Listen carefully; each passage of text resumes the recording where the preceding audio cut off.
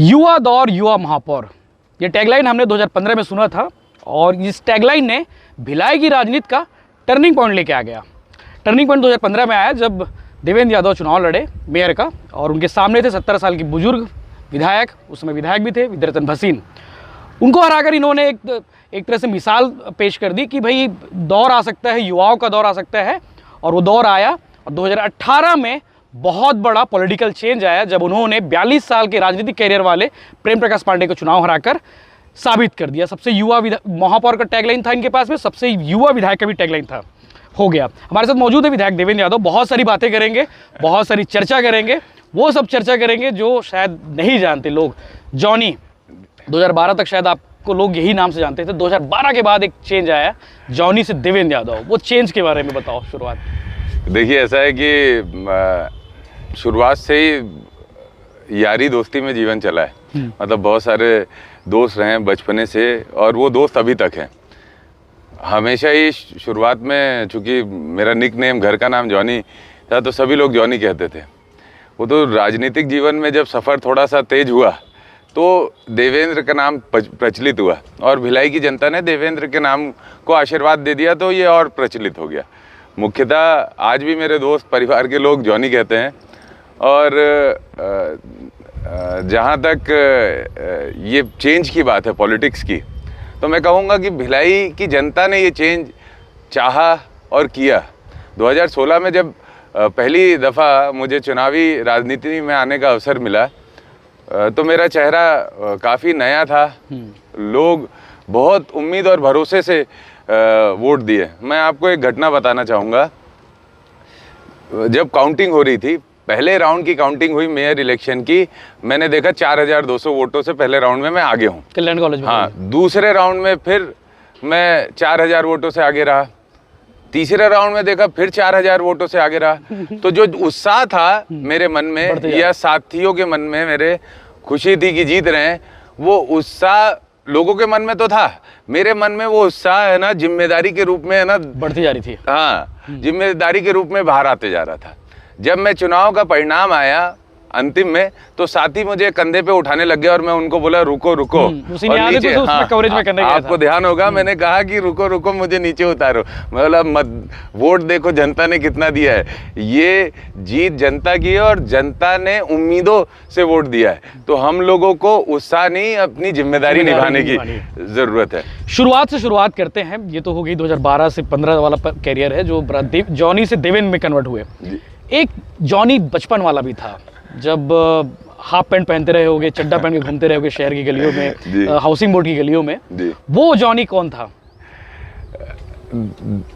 देखिए ऐसा है कि बचपन से ही एक तो खाने का शौक था कि जैसे स्कूल से उतरते थे, मैं भिलाई नायर समाजम में पढ़ता था, तो हम लोगों का डेली का रूटीन था बस से उतरते ही साथ।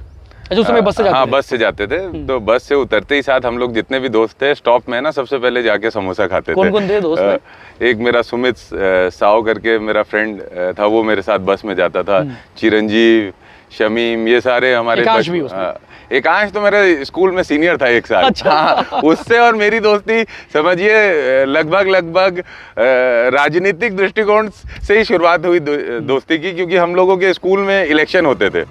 मैं क्लास 11th में इलेक्शन लड़ना चाह रहा था हाउस कैप्टन का। अच्छा। एकांश मेरा सीनियर था और वो लोग, एक हमारा मित्र है संदीप, उसको मैं वाइस कैप्टन का लड़ना चाह रहा था और उसको कैप्टन का वो चुनाव लड़वा रहे थे।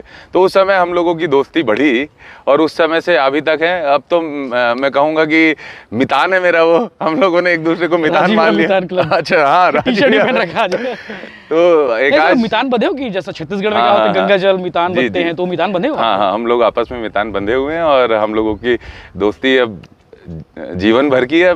मितान है। एकांश से सब चीज पूछते हो, सब कुछ बताते हो कि कुछ चीजें? देखिए ऐसा है कि हम लोग जितनी भी चर्चाएं सार्वजनिक जीवन की रहती है या साथियों की रहती है, तो हम लोग प्रमुख चर्चाएं सारी करते हैं आपस में। आपकी एक तरह से रीढ़ की हड्डी एकांश?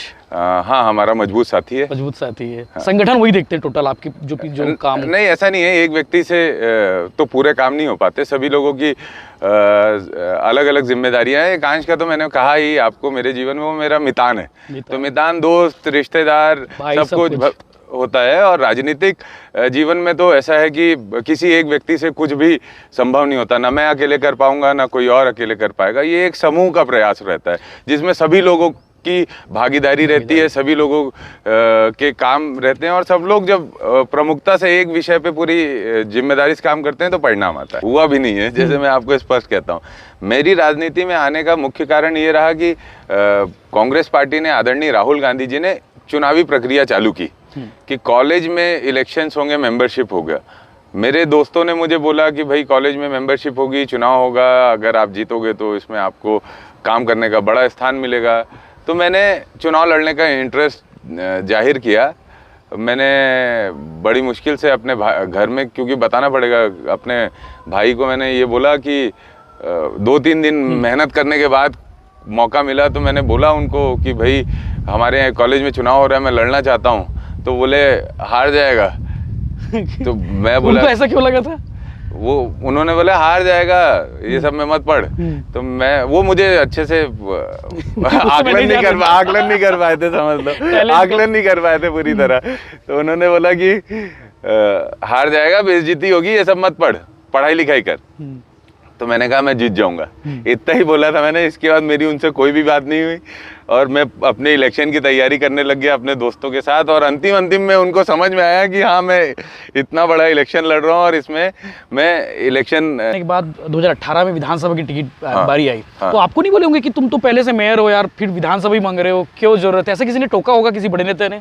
नहीं, भैया ने मुझे बोला था कि मुझे ये बोला था अपने काम पे ध्यान दो, नगर निगम पे, और दोनों विधानसभा जितानी है पार्टी के लिए, ये काम तुमको करना है। चुनावी दृष्टिकोण से कभी कोई चर्चा भी नहीं हुई थी कि विधानसभा चुनाव लड़ना है, ना कभी हमने कोई ऐसी रणनीति बना के उसकी तैयारी की थी।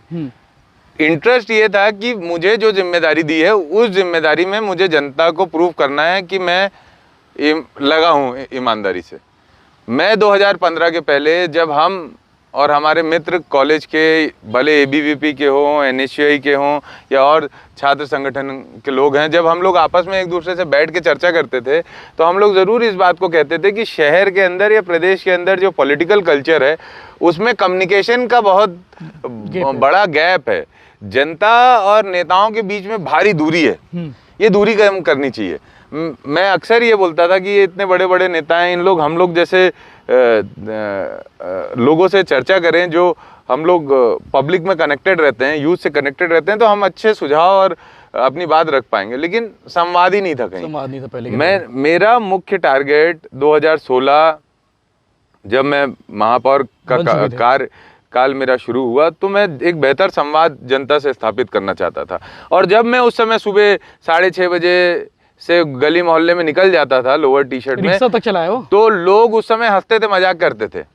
कचरा वाली रिक्शा लेके निकलते थे आप। हाँ, राजू, आप याद कर लीजिए, जब पहली बार जब मुझे महापौर चुना गया तो उस समय बहुत सारे नेताओं का ये वक्तव्य था कि 5 साल भिलाई नगर निगम पीछे हो गया। लेकिन आज आप देख लीजिए, भिलाई नगर निगम ने अपने आप को प्रूफ किया इतने सालों में। वैसे ही जब मैं गली मोहल्ले में लोगों से मिलने निकलता था तो बहुत सारे हमारे भी सीनियर्स और भी जो दूसरे दल के लोग हैं उन लोग भी हंसते थे, मजाक उड़ाते थे। आप भी याद करते हैं, आप पत्रकारिता में उस समय से बहुत सक्रिय थे। आप याद कर लीजिए उस समय के जो वर्तमान नेता थे, नगर निगम के थे या कहीं या विधानसभा के विधायक थे या मंत्री थे, उन लोग मजाक बनाते थे, अरे ये तो बच्चा है, दिन भर घूमते रहता है जबरन, ठेला चला रहे, रिक्शा चला रहे। बोले नहीं, ठेला रिक्शा तो एक सांकेतिक हो गया, लेकिन जो रोज का भ्रमण है उस पर लोग आपत्ति करते थे क्योंकि वो करना नहीं चाहते थे।